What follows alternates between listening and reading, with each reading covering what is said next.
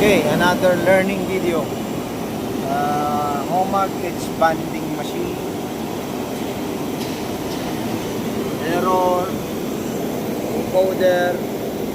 Or warning. Encoder signal V1 missing. Okay, so we're going to diagnose and check what's the problem of this machine. So if you like this video, please like and subscribe.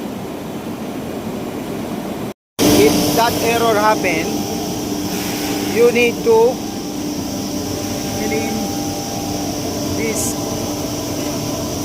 sensor or lens. Open slide, clean it properly. Options clean, well, so that doesn't report.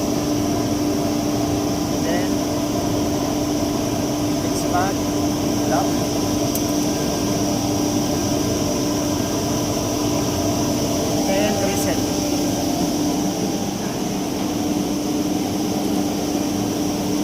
Okay. So now it's okay. System is working. Okay, so I hope you learned something from this video.